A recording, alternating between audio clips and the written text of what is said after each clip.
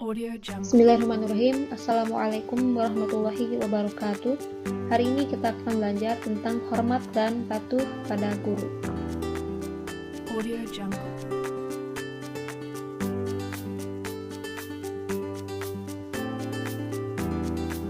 Guru adalah orang yang mengajarkan kita berbagai ilmu pengetahuan.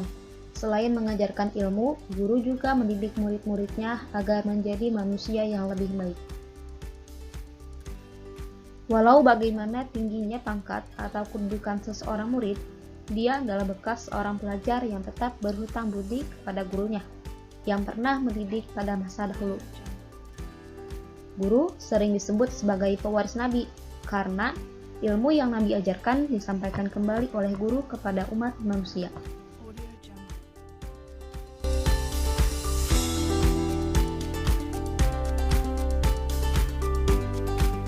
A'udzu billahi minasy syaithanir rajim. Bismillahirrahmanirrahim. Wa minan nasi wad-dawabi wal an'ami mukhtalifun alwanuhu kadzalik. Innama yakhsyallaha min ibadihil ulama. Innallaha azizun ghafur.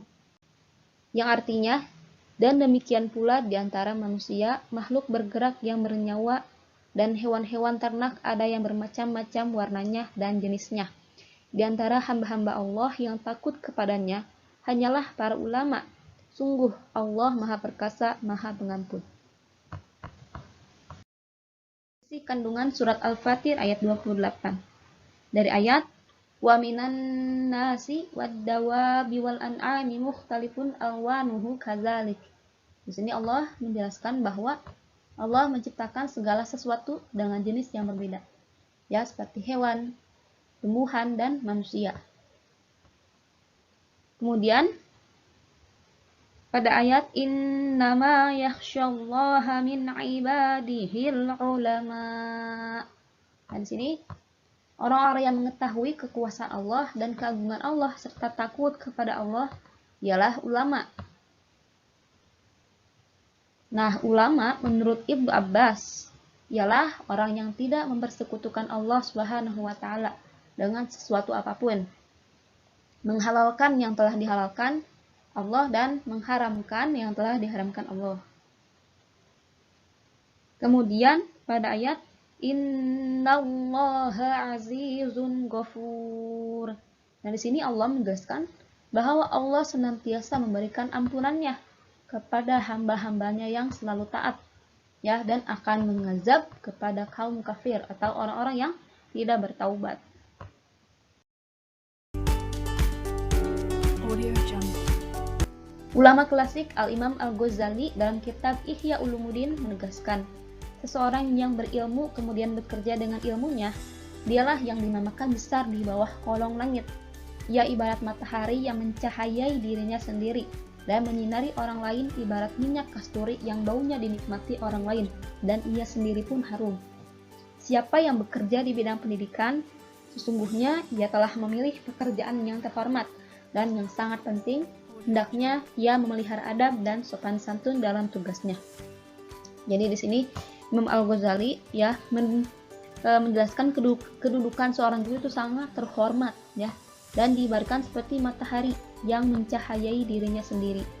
Nah, bagaimana beliau menyinari orang lain, yaitu dengan ilmu-ilmunya, ya. Ilmu-ilmunya ini seperti minyak kasturi yang baunya bisa dinikmati oleh orang lain dan ia sendiri pun harum. Seperti itu. Jadi dengan ilmunya lah beliau menyinari ya murid-muridnya. Kemudian muridnya bisa menikmati ilmu yang telah diberikan oleh gurunya. Kemudian penyair Syauqi berkata, berdiri dan hormatilah guru dan berilah penghargaan. Seorang guru itu hampir saja merupakan seorang rasul. Bahkan dalam hadis, al-ulama'u warasul anbiya. Ulama itu adalah pewaris para nabi. Kemudian Ali bin Abi Thalib mengatakan, siapa yang pernah mengajarkan aku satu huruf saja, maka aku siap menjadi budaknya, atau maka aku siap menjadi muridnya. Seperti contoh kalian mengajarkan ilmu kepada teman kalian. Nah, maka dari itu kalian sudah dianggap sebagai guru ya bagi teman-teman kalian. Kemudian di sini Ali bin Abi Thalib ini dijuluki dengan Babul Ilmi, yaitu pintunya ilmu. Karena kenapa? Ali bin Abi Thalib ini belajar langsung kepada Rasulullah. Kemudian Ali bin Abi Thalib ini sangat gemar sekali mencari ilmu dan tidak pernah menyia-nyiakan waktunya dan selalu berada di sisi Nabi. Menurut Ali, apabila bertanya maka diberikan apa yang ditanyakan. Jadi Ali bin Abi Thalib ini sangat gemar bertanya kepada Rasulullah. Ya, apabila ia bertanya maka dia akan mendapatkan ilmu. Di sini sebaliknya, kalau diam maka tidak akan mendapatkan sesuatu. Nah, jika Ali bin Abi Thalib tidak bertanya maka dia tidak akan mendapatkan sesuatu, gitu. Dalam keadaan tertentu, Ali merasa malu bertanya kepada Rasulullah. Padahal ia ingin bertanya, maka ia pun meminta kepada sahabat yang lain untuk menanyakan apa yang ingin ditanyakan kepada Rasulullah.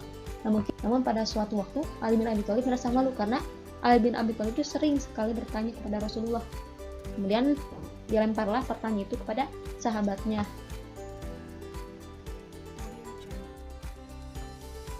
Kemudian kita juga perlu belajar dari Abdurrahman bin Al-Qasim, murid Imam Al-Malik. Dia mengatakan, aku mengabdi kepada Imam Malik selama 20 tahun. 2 tahun diantaranya untuk mempelajari ilmu dan 18 tahun untuk mempelajari adab. Seandainya saja aku bisa jadikan seluruh waktu tersebut untuk memperbaiki adab. Jadi di sini dijelaskan bahwa adab ini lebih utama daripada ilmu. Sebab orang berilmu belum tentu memiliki adab, kan tetapi orang beradab sudah tentu berilmu.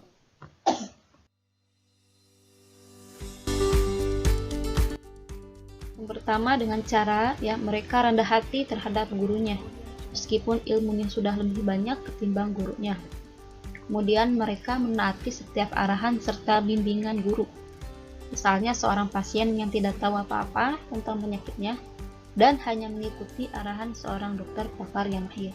Begitupun kepada murid, ketika gurunya menugaskan A, maka muridnya harus menyelesaikan tugas A. Jangan sampai ketika gurunya memberikan tugas A, kemudian muridnya malah mengerjakan tugas B.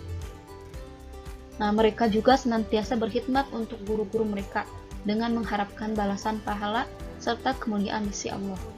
Nah, bagaimana cara berkhidmat kepada guru? Yaitu pertama dengan cara menjalankan tugas-tugasnya. Kedua, membantu jika sulit. Kemudian ketiga, misalkan meringankan bebannya. Kemudian mereka memandang guru dengan perasaan penuh hormat dan ta'zim atau memuliakan, serta mempercayai kesempurnaan ilmunya. Ini lebih membantu pelajar untuk memperoleh manfaat dari apa yang disampaikan guru mereka. Jadi di sini kita memandang guru kita harus benar-benar penuh hormat dan benar-benar penuh memuliakannya, ya, dengan cara yaitu mempercayai ilmu-ilmunya. Jangan sampai kita berlagak sok tahu daripada guru kita, ya, apalagi apabila kalau misalkan gurunya itu kurang dalam menjelaskan dan lain sebagainya, kita langsung menanggapi, Pak itu salah dan lain sebagainya. Nah, itu hal yang bisa menyakiti hati gurunya. Maka ketika ada guru yang ada yang salah dan sebagainya, nah kita jangan langsung menanggapi, akan tetapi kita tunggu dulu sampai habis ya penjelasan, kemudian kita langsung beri tanggapan kepada gurunya dengan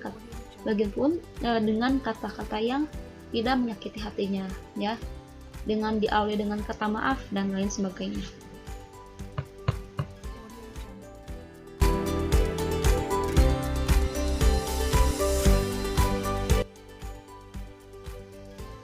Nah, hikmahnya adalah ilmu yang kita peroleh akan menjadi berkah dalam kehidupan kita, akan lebih mudah menerima pelajaran yang disampaikannya.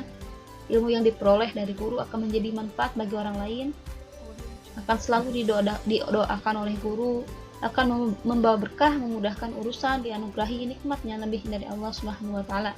Dan seorang guru tidak selalu di atas muridnya. Ilmu dan kelebihan itu merupakan anugerah Allah Subhanahu wa taala, ya. Allah yang akan memberikan anugerahnya kepada orang-orang yang dikehendakinya.